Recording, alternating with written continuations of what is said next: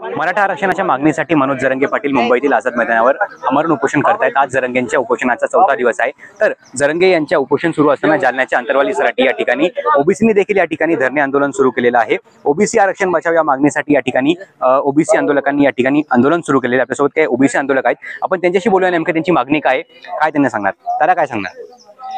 सगळ्यात महत्त्वाचं हे उपोषण करण्याचं जे कारण आहे ते मागच्या 2 वर्षामध्ये ज्या पद्धतीनं महाराष्ट्रामध्ये जरांगे नावाचे ग्रहस्थ छत्रपती शिवाजी महाराजांच्या पुतळ्याखाली बसून शिवद्रोह करण्याचं काम, आज या उपोषणाच्या माध्यमातून मी एवढंच सांगेल की शिवद्रोही मनोज जरांगे हे जे ओबीसी च्या मध्ये घुसखोरी करण्यासाठी झुंडशाहीचा वापर करताय आणि या झुंडशाहीला या राज्यातले प्रस्थापित सरंजामशाही जे मराठा घराणे आहेत, जे महाराष्ट्राची सत्ता स्थापन झाल्यापासून जे वारंवार तेच आजा नातू पंतू पुतण्या मावशी काका हे जे चालू आहेत, हे घराणे रसद पुरवत आहेत आणि रसदीच्या माध्यमातून फक्त ओबीसीमध्ये घुसखोरी का करायची आहे की मंडल आयोग लागू झाल्याच्या नंतर ग्रामपंचायत पासून पंचायत समिती असेल, जिल्हा परिषद असेल, त्या ठिकाणी ज्या वाटाघाटी करावं लागायला आहेत, इच्छा नसताना एखादा माळ्याचं धनगराचं सुताराचं लवाराचं या पोराला त्या ठिकाणी सरपंच ग्रामपंचायत सदस्य जिल्हा परिषद सदस्य बसवण्यात यावं लागायले आणि हेच लोक पुढे जाऊन विधानसभेला लोकसभेला तयारी करतायत।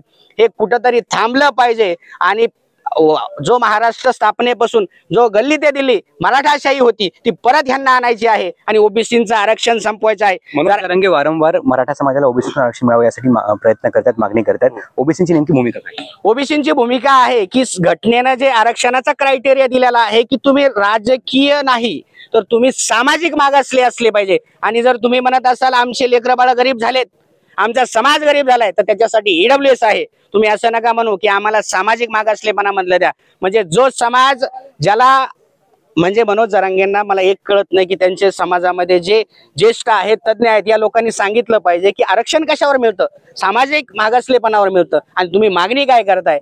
जर तुम्हाला खरंच जर लेकरा बाळांचं आरक्षण हवंय तर मग ते ईडब्ल्यूएस दिलेलं असताना तुम्ही ओबीसी का मागते, तर फक्त तुम्हाला ओबीसी मधनं राजकीय आरक्षण हवंय। हे तुम्ही छुपा अजेंडा हे प्रस्थापित जे मराठा घराणे आहेत ते चालवतायत आणि त्याला लीडरशिप म्हणून मनोज जरांगे काम करतात। बरोबर आहे दादा, तुम्हाला काय सांगणार की या ठिकाणी तुम्ही देखील उपोषणाला बसलेत, आंदोलन सुरू केलेले, काय मागणी?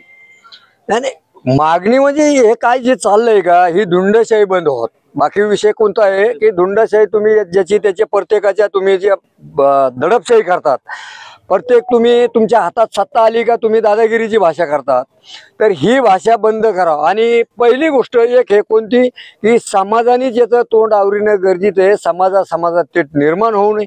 तुम्हाला स्वतंत्र दिलेलं आहे ना, AWचं दिलेलं जे 10% दिलेलं आहे, तर त्याच्यामध्ये काय यायला दुसरं काही दिसाना, यायला फक्त काय आहे, हे जी गोरगरीब जनता आहे का, कुठलं तरी कोणाचं जरी एक थोडंफार एखादं ग्रामपंचायत सदस्य होतं, सोसायटीचं सदस्य होतं किंवा पंचायत समितीचं सदस्य होतं, हे पण त्यांना होऊन द्यायचं नाही।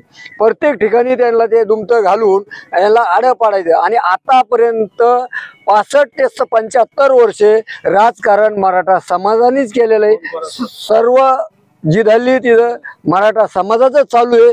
प्रस्थापित लोक आहेत जे जुन्या काळामध्ये बाबासाहेब आंबेडकरांनी यांनी जे काय केलं, मी आता सांगितलं की दडपशाही आणि झुंडशाही सुरू, तर नेमकी ही दडपशाही झुंडशाही कोण करतोय? मनोज जरांगे आणि त्याला रसद पुरवणारे हे प्रस्थापित लोक मराठा समाजाचे आमदार खासदार। अहो आता तुम्ही बघा ना, तुमच्याच मीडियावाले बघत होत ना काय चाललंय मुंबईमध्ये, कोणी 2 ट्रक ते काय चारा आणून देते।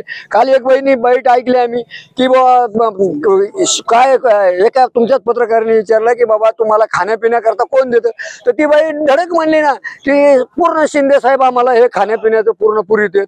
मग असं काय चाललं? आता इथंच ह्या तालुक्यामध्येच एक आमचा आमदार आता नवीन झालेला, ह्या आमदाराला सर्व समाजाने मतदान केलं, तो तिथं घेऊन तिथं ट्रक माल पुरायला लागला।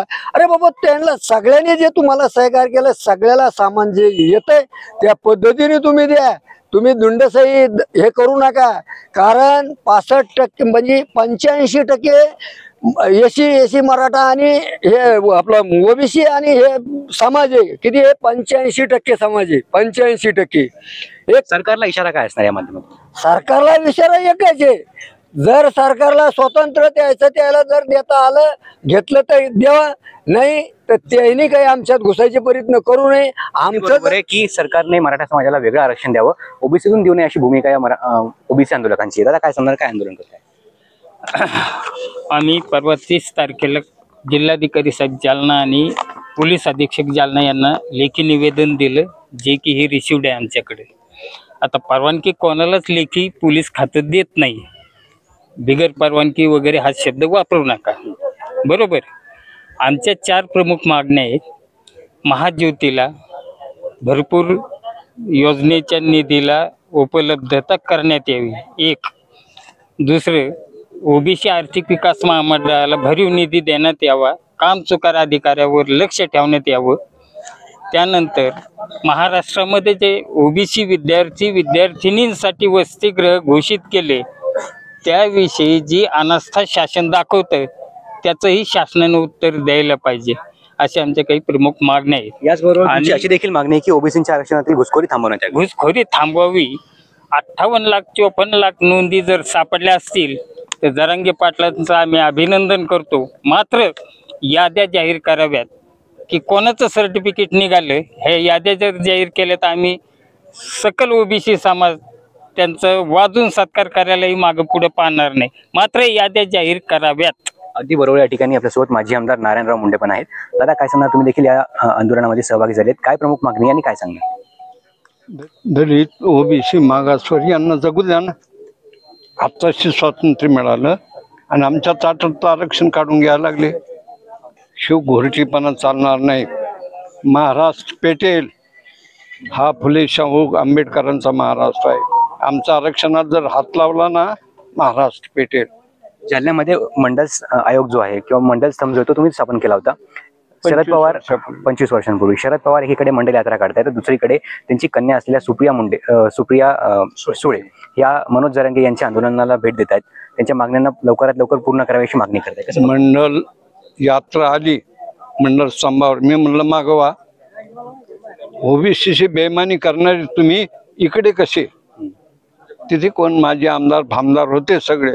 इथे येऊ नका, ओबीसीचं रक्त शोषण करू नका, आम्हाला ओबीसी जगू द्या. नसेल तर आता काय केलं आणि पुढे आम्ही काय करणार आहे. नाही म्हणजे शरद पवारांची जी भूमिका आहे ती दुटप्पी असं वाटतं मला. नेहमीच गांड मांडोळे ते एका बाजून कधी बोलतच नाही. ते त्या समोर सभागृहात मी सांगितलं कोण येतो, 15% लोक नाही आणि 85% सभागृहात सांगितलं.